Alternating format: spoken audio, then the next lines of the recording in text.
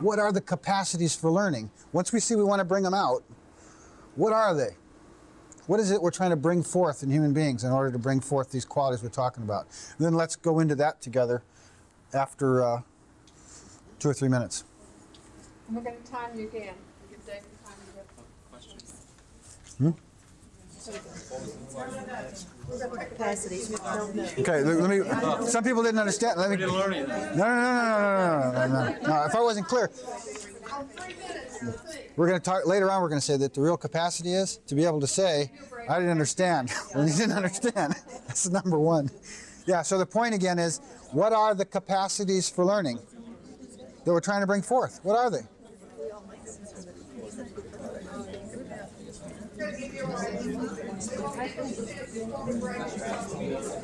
Water or Coke? I think I'll have Coke. Oh, water's great. Water's great. You're rubbing into your Coke? No, I'm fine. Thank you.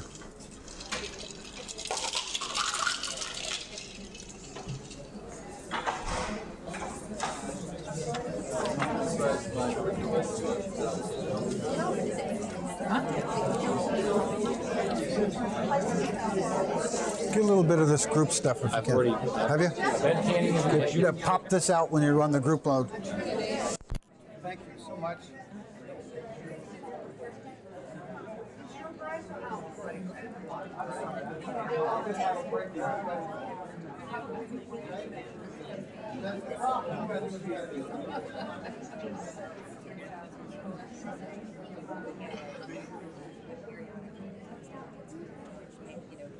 This is excellent.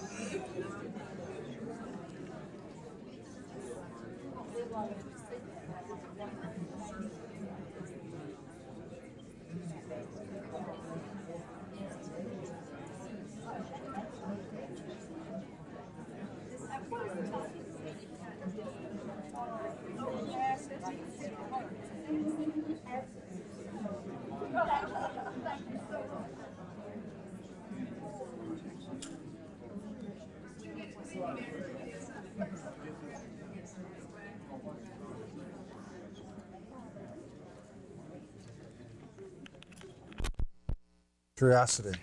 Excellent. Yeah, that's my favorite. Others? Absence of boundaries.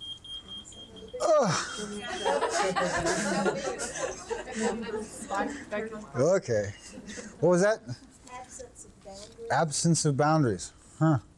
Interesting. Good. How about just freedom? Freedom. About confidence. Confidence. To risk takers. To be risk takers. Huh. Nice. Yeah. That it's okay to make mistakes. Yeah. Making sense? They can make sense, where they have senses, those are that's a capacity for learning, and they can experience. Yeah. Yeah. So they're able to kind of act on their senses in a way to cohere them. They're able to. Yeah.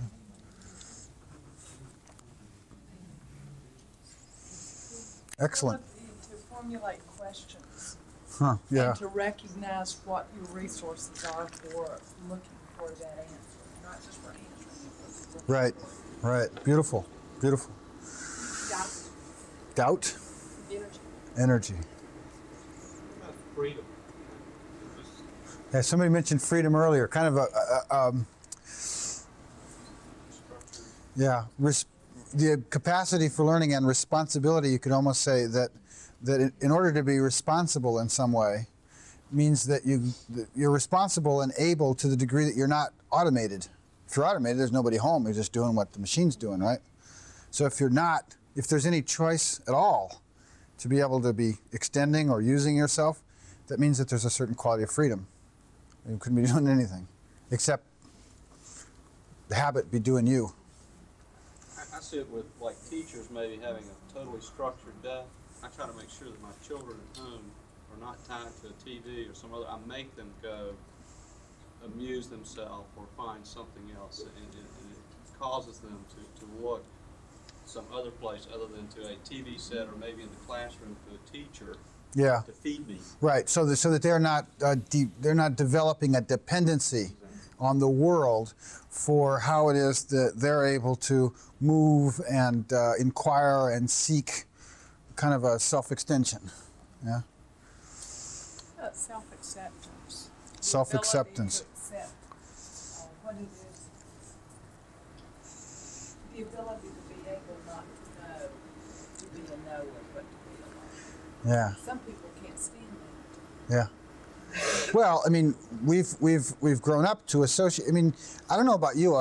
This takes me to a digression, so I'll jump and we'll come right back. But you know, my experience of childhood was like constantly having a piano fall on me. I don't mean that in a negative way, but I mean that the universe was constantly reorganizing itself, and all of a sudden, what I thought this was okay, boom, it wasn't okay, and there was a different way that the world was. I don't know if you remember that, but as adults, we've got this kind of steady state world now. It all kind of fits our belief system. We kind of make it fit our belief system.